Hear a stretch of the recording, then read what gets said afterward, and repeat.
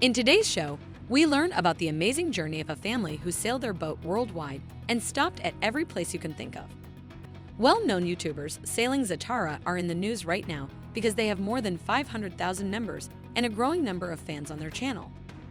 Get ready to learn some amazing things about sailing Zatara you might have missed the first time. The story of sailing Zatara starts with its owners, Keith and Renee. They met for the first time by chance when they were both in college, learning to become teachers. As things turned out, they got married and had children in the following order. Anna was their first child, followed by Jack, then Otis and Finn, and then Kate, their youngest child.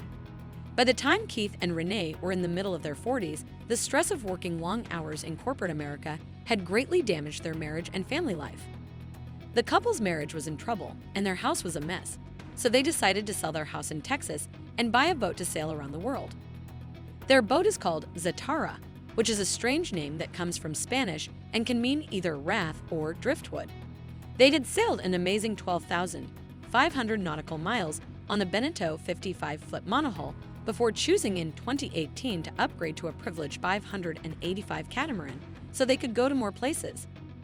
This huge catamaran, which has 4 bedrooms, 4 bathrooms, 2 living rooms, a kitchen, a deck, and a dining room, is like a luxury home.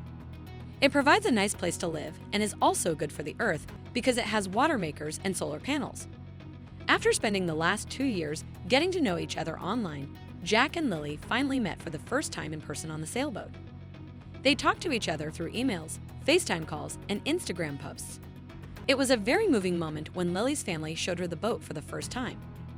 Their story has new ways of communicating and older ways of falling in love. But only some trips went smoothly. There were sometimes bumps. One of the hardest things they had to do was cross the ocean. It took them 11 days and was full of rough seas, strong winds, and risks they hadn't seen coming. The team had to deal with tough problems, like water coming in through a hatch and rocks they couldn't figure out. Still, they were not discouraged and kept going bravely and determined toward the Red Sea. But the waves of anger hadn't been spared on them either.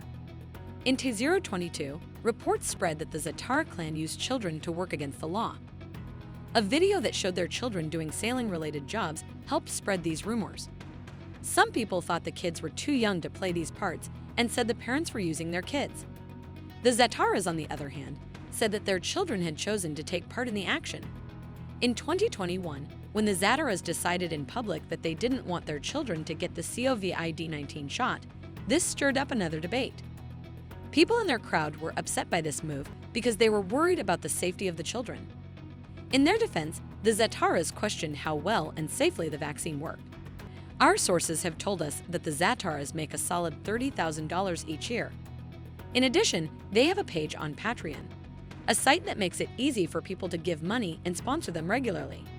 We hope you enjoyed this in-depth look at the world of sailing Zatara. If it made you feel something, please show your support by clicking like on this video, subscribing to our channel, and talking about it with other people who like to go on exciting experiences.